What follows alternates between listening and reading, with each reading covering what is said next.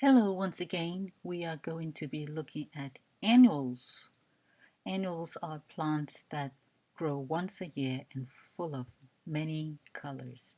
Look how beautiful they are. You will find that they are easy to grow, and the key to annuals' beauty, lots and lots of watering.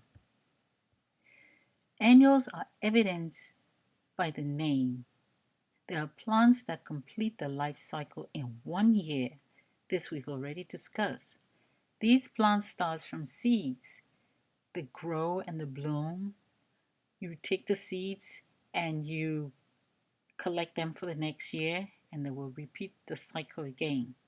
Annuals are very easy to purchase. You can get them on the roadside by markets, farmers markets, chain stores, garden centers, grocery stores, shopping malls. So many places are selling annuals. You can just go around and get what you need. They are very easy to grow. You can grow them yourself. When you're purchasing annuals for the landscaping industry, your clients, you want to be selective. You want to be able to get plants that have labels in such a way they would give you instruction for how to plant, where to plant, and how to care for your plant throughout the growing season. Grow your plants in such a way that it provides an effect that wows the customers, that will wow the client.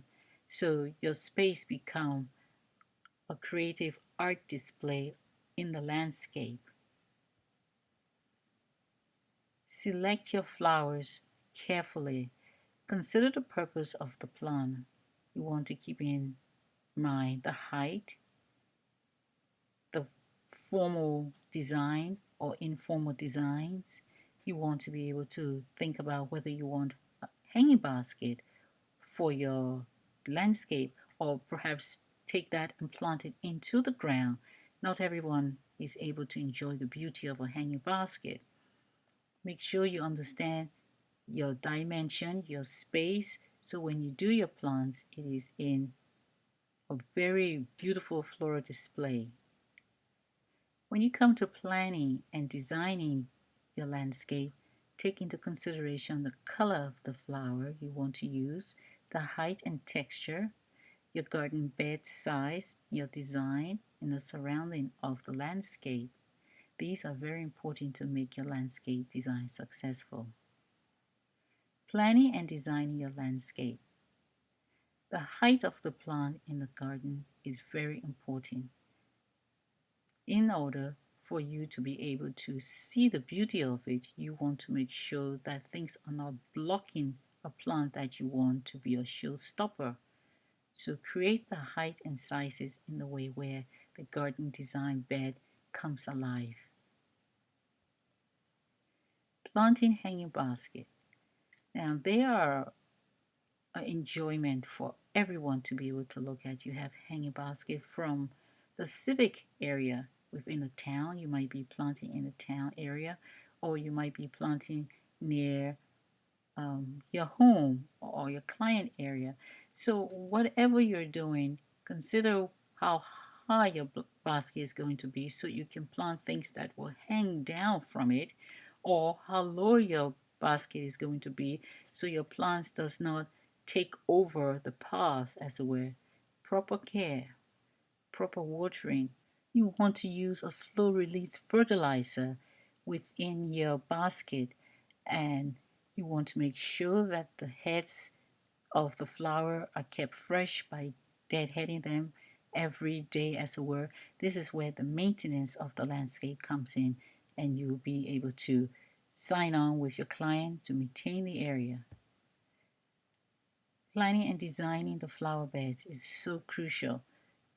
Flower beds for annual ranges in sizes and designs, as we already talked about, according to the individual needs and preferences. So sit with your client, ask them exactly what they want. Look at the color scheme, work on the palette of whether you want the reds, the blues, or the whites. Some people are very particular about what color they want to have and what they would like to see. colors in a landscape helps to calm the individual as they're moving through the space. So it is very important for us to be able to make sure we have the right colors that will be suitable within the landscaping space. As we continue with flowering annuals, in order for you to be successful, it is wise to prepare your soil in the fall before planting the next spring. This helps your annuals to come out with strength and vigor and health. It is just very important to do so. There are many organic matters out there on the market you can buy and add to the soil.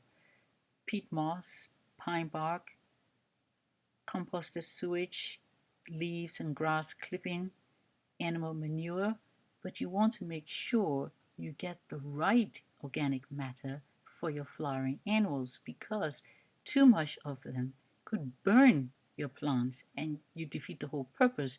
So read the label very carefully. Fertilizing is also very important. You want to take into consideration your square footage. So you can apply the fertilizer carefully, read the instruction, or if need be, get someone who is certified to be able to come and fertilize your area as you are going about doing your landscaping. Do not over fertilize or under fertilize.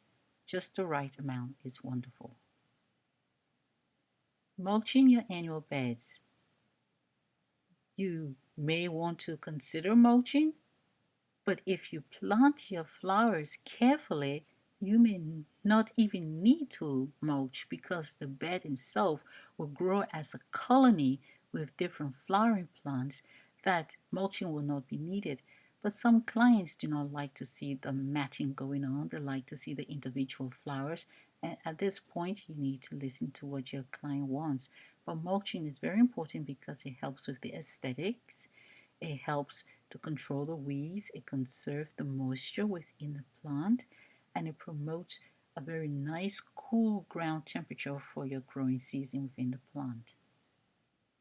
There are various kinds of mulch out there you can take advantage of. Most common mulch you have is the hardwood, as we discussed some time back. You have the different colors, the reds, the browns, the black. Use those. Some people like the pine, they like the cocoa bean, they like the needles or the leaf molds, and all those things you have to watch out for in your mulch.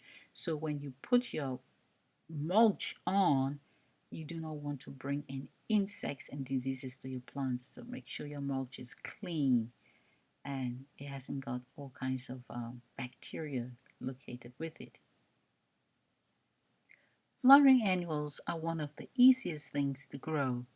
You can start with your seeds indoors, plant directly into the soil, and wait until the soil warms up about 60 degrees Fahrenheit before you take them outside. One of the key things I found is that I wait until after Mother's Day and then I take my plants outdoors. They are very easy to grow, and if you're not successful, you can go ahead and try it several times over and over until you get the perfect plants that you want. There are a lot of seeds in the packets and you can't go wrong with them. So enjoy growing your plants from seeds. Annuals will not fail you. If not, you can always try purchasing from the local suppliers out there. To summarize all of what we have been studying, what you want to look at first of all is to get your soil tested. That is one of the key factors you need in a good planting design.